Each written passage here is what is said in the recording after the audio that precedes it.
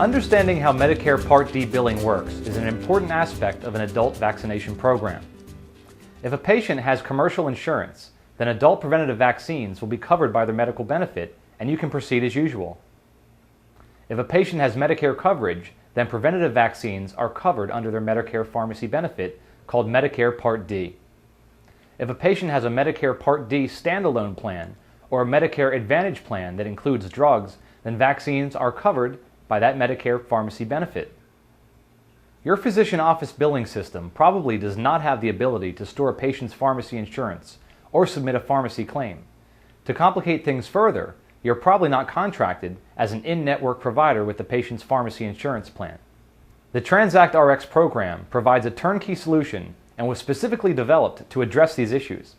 The first step for getting reimbursed by a Part D plan is becoming a contracted provider of the plan's pharmacy network. Physicians who are not contracted as in-network providers with a patient's Part D plan cannot get paid from the plan for administered vaccines.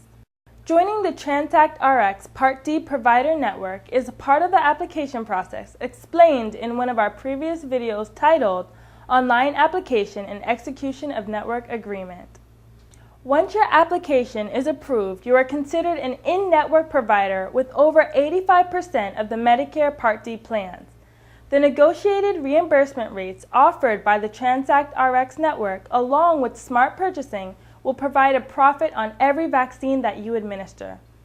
In addition to being reimbursed for the vaccine itself, the administration fees for each vaccine range from $18 to $25.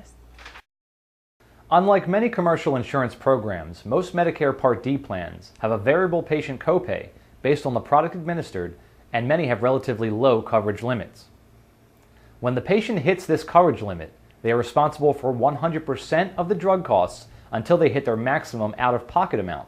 This is sometimes referred to as the donut hole. Knowing the amount and collecting the correct copay is an important part of the program. This is no different than collecting a copay for an office visit or percentage pay of service. The difference is that with the Transact Rx program, you know the amount before a vaccine is administered. Copays are collected at the time of service. Again, working this into your daily office workflow is critical. A patient's copay will vary depending on the vaccine administered. Sometimes it could be the entire amount of the vaccine administration fee.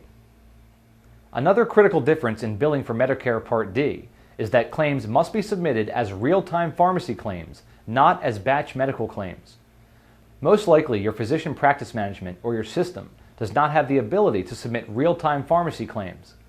This is where the Transact Rx Part D Vaccine Manager application comes into the picture. You can see how this works in the video titled Using the Transact Rx Part D Vaccine Manager.